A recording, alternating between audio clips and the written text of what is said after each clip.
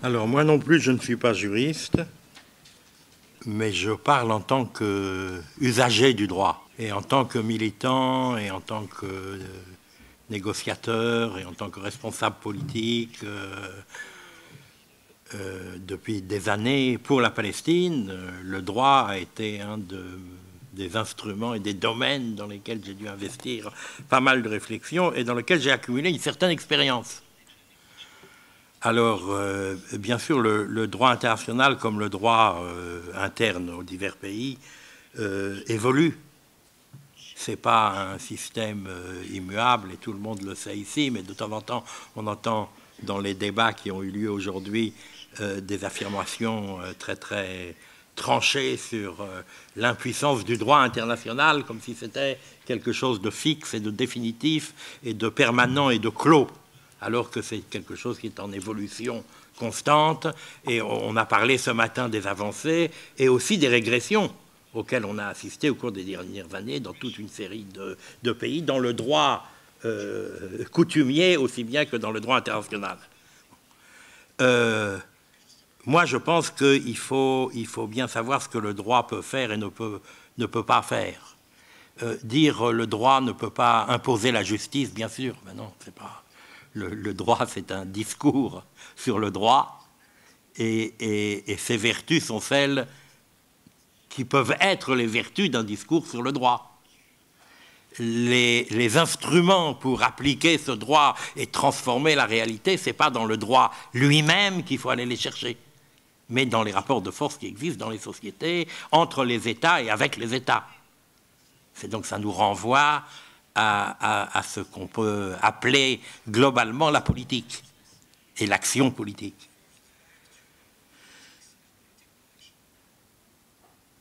Une des questions qui a été débattue ici et qui, nous, en tant que Palestiniens, nous a beaucoup préoccupés pendant des années, c'est la question du droit de résister et de la définition du terrorisme.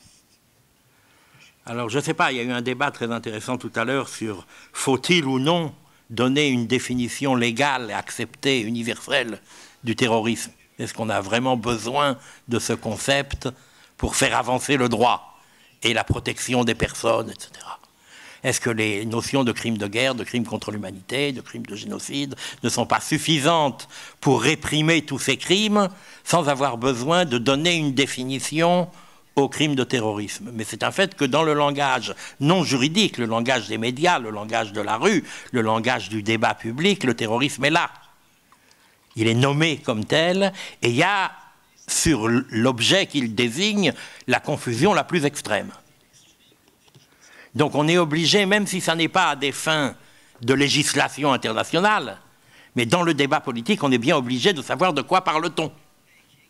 Bon. Et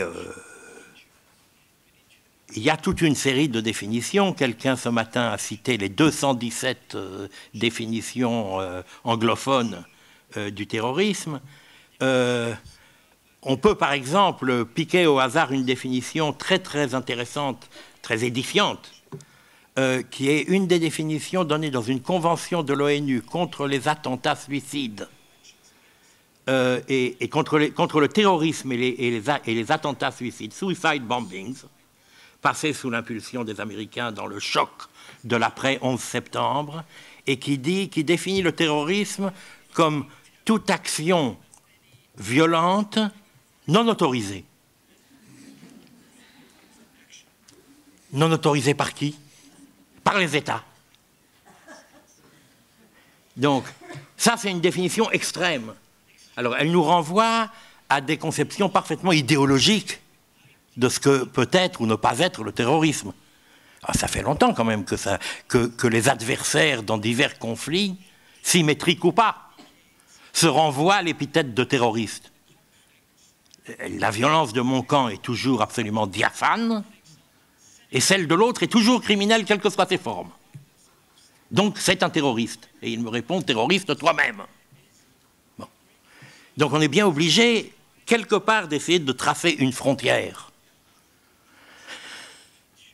L'OLP, qui a été longtemps considérée comme une organisation terroriste, qui l'est toujours par certains secteurs de la société internationale, mais c'est devenu quand même très très marginal, mais s'est débattu avec cette problématique pendant des années, et en 1985, en décembre 1985 au Caire, feu le président Yasser Arafat avait fait une déclaration condamnant et interdisant le terrorisme. C'était à la suite du détournement de l'Achille Lauro, le paquebot italien et la prise d'otages. Et pour la direction politique palestinienne, depuis cette époque-là, la distinction a toujours été très claire. Est terroriste un acte qui prend des civils pour objectif. C'est la cible qui confère à l'acte son caractère terroriste ou non. Ce n'est pas les motivations de l'acteur, ce n'est pas les crimes commis par le camp des victimes, c'est uniquement le fait de frapper des civils qui rend un acte contraire au droit moderne. Alors, c'est vrai, dans des logiques médiévales, ça pouvait être admis de frapper la population ennemie à l'aveuglette. Ça a été longtemps considéré comme faisant partie des horreurs banales de la guerre, mais personne ne pouvait penser qu'on pouvait faire la guerre autrement. Bon. L'interdiction de frapper les civils est venue en même temps que la recrudescence des actes et des stratégies visant les populations civiles comme cible, d'opérations d'intimidation ou de pression sur les gouvernements, à la fois de la part des États et de la part de groupes divers. Alors, si c'est le fait de frapper des civils qui rend l'acte terroriste, il n'y a pas de différence sinon quantitative entre le terrorisme perpétré par des groupes au nom de quelque bannière que ce soit et le terrorisme d'État. La différence est quantitative. Le terrorisme d'État est toujours beaucoup plus considérable parce qu'il a les moyens de commettre des crimes de guerre et des crimes contre l'humanité à beaucoup plus grande échelle. Il a aussi moins, il ne peut pas dire nous sommes désespérés, nous n'avons pas d'autres moyens. Les États ont les moyens d'agir pour résoudre leurs problèmes ou assurer leur sécurité sans pour autant recourir au terrorisme d'État. Mais si on ne fait pas cette distinction, on laisse le débat, le champ libre aux idéologues qui, eux, sont intéressés de part et d'autre, pour des raisons contradictoires mais convergentes, à obscurcir, à effacer la différence entre les formes légitimes et légales de la résistance des peuples à l'oppression, à l'occupation étrangère, à la colonisation, qui est, on l'a vu, était consacré par les protocoles additionnels de 1977, etc.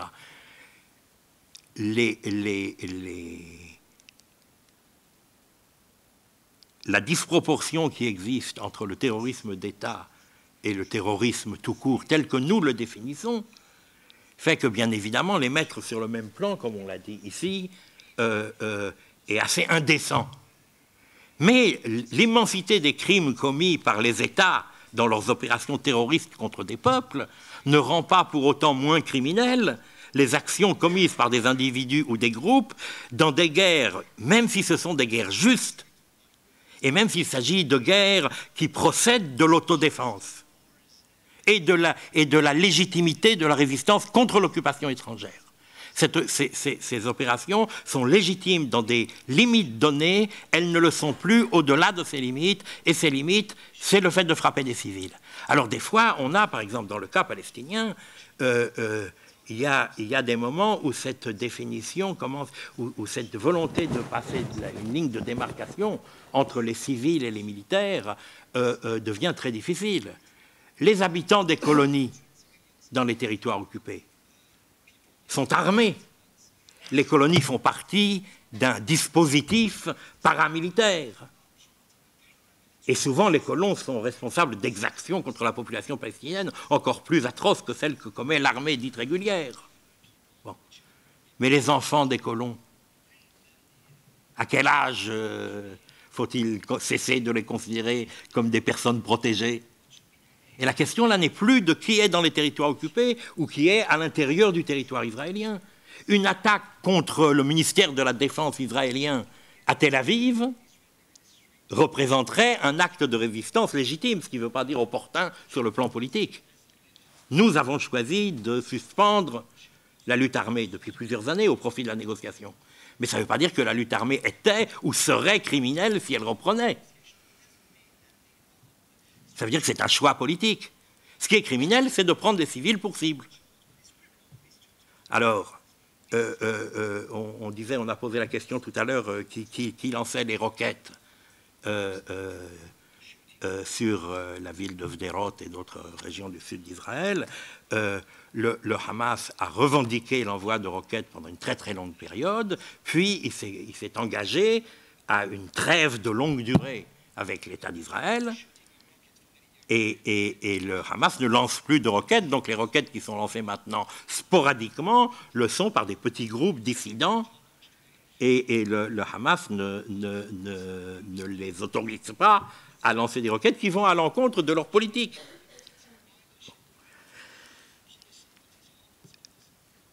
La décision ou le choix ou l'engagement à ne pas frapper les civils, il est bien sûr fonction de l'évolution générale des mentalités sur la dignité de la vie humaine, sur la distinction entre la responsabilité individuelle et la responsabilité des groupes. Bon. Mais c'est vrai qu'elle rencontre dans des situations d'oppression extrême et de grande violence comme en Palestine aujourd'hui, des difficultés très très grandes à s'implanter dans la psychologie populaire. Je vais vous citer une anecdote qui est quand même révélatrice.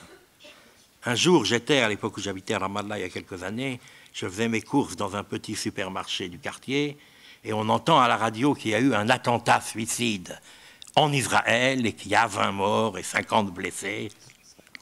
Et le commerçant, avec son bon sens réaliste de commerçant, dit tout de suite « Oh là là, ça va encore nous retomber sur la tête !» Et il y avait là un vieux paysan qui dit « Ah, mais non, ils ont de toute façon déjà décidé de ce qu'ils allaient faire de nous. Alors, autant qu'ils souffrent, eux aussi. » Et ça, alors, ça traduit et décodé, ça veut dire la vengeance. Et la vengeance, aujourd'hui, n'est plus acceptable. Elle ne fait plus partie du droit. Donc, il y a, sur ce plan-là, et nous l'avons éprouvé quand nous nous sommes engagés à arrêter et voire à réprimer des opérations contre des civils, et le Hamas l'expérimente aujourd'hui. Ça n'est pas facile de faire admettre ces normes du droit moderne à des populations qui vivent sous une pression matérielle, une brutalité extrême, une cruauté d'une situation intolérable, et qui sont soumis tous les jours au terrorisme d'État israélien. Donc c'est une vraie difficulté. Et je ne dis pas ça pour dire qu'il faut céder et laisser faire. Parce que si nous laissons faire et si nous acceptons d'appeler résistance des actes qui sont des crimes de guerre, nous ouvrons la porte à la criminalisation de la résistance elle-même. Alors, moi je pense qu'il faut absolument poursuivre les criminels de guerre, et en particulier les criminels de guerre israéliens, et en particulier ceux qui sont les responsables des 2 dernières agressions israéliennes, celle contre le Liban en 2006 et celle du début de cette année contre le peuple palestinien à Gaza.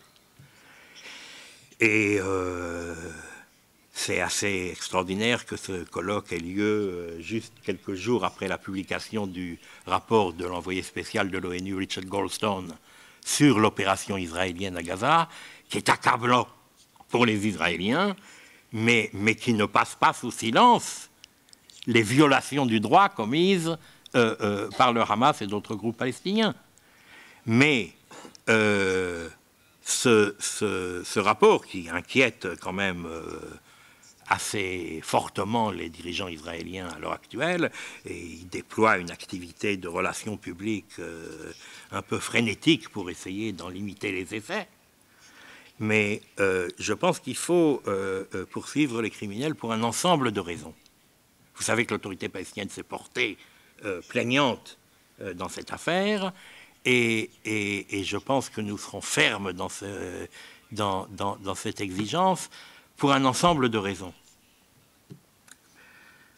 Mais en même temps, il faut bien voir que quand on commence à enquêter sur ces crimes et sur les responsabilités, il y a deux tendances contradictoires et deux tentations contradictoires qui sont toutes les deux, si elles sont exclusivement mises en action, catastrophiques pour le résultat. L'une, c'est ce qu'ont fait les Américains quand il y a eu l'enquête sur le massacre de My Lai au Vietnam. Ils ont tout fait descendre vers le bas. Ils n'ont jugé que les exécutants au dernier niveau. Aucun responsable militaire, pour ne pas parler des responsables politiques.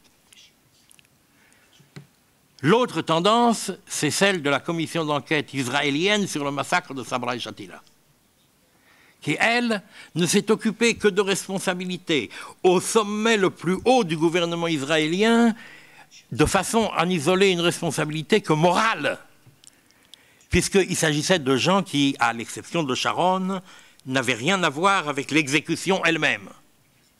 Les exécutants étant des supplétifs et des mercenaires libanais de l'armée israélienne, dont les exactions procèdent de la responsabilité de l'armée israélienne, mais la commission d'enquête israélienne ne s'est pas occupée des responsabilités militaires. Elle n'a pas essayé de déterminer qui étaient les officiers de liaison, non, non, uniquement la décision politique d'envahir les camps.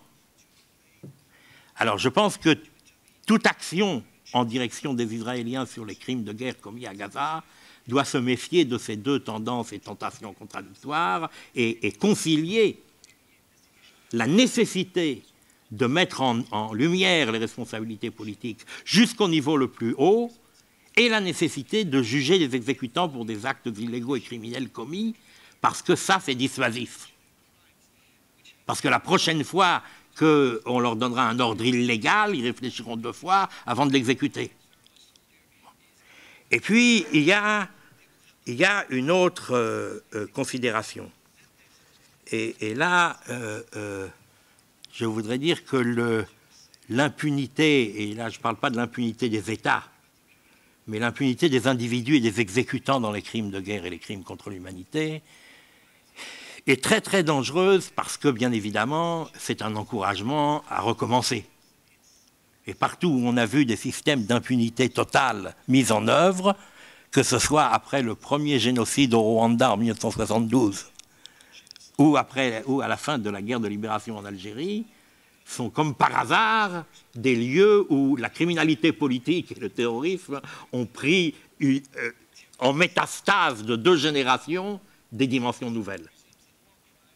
Donc, il y a une nécessité de faire justice, ou au moins, minimum des minimums, à la sud-africaine, de faire la vérité.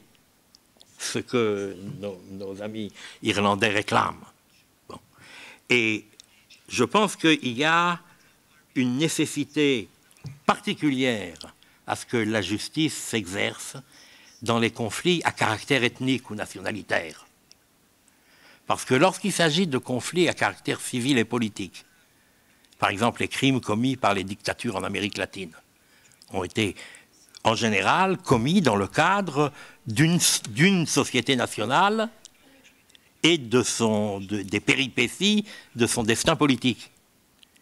Mais lorsque les crimes sont commis par un groupe contre les membres d'un autre groupe, et que les conflits qui existent entre ces groupes ont renforcé chez chacun d'entre eux la conviction, on peut dire d'un point de vue clinique peut-être paranoïaque, mais en tout cas la conviction que l'autre groupe en a à notre existence, pas seulement à notre politique.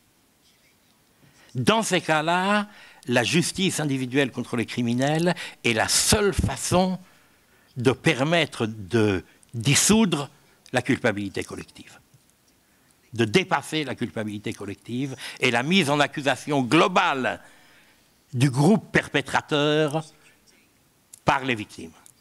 Merci.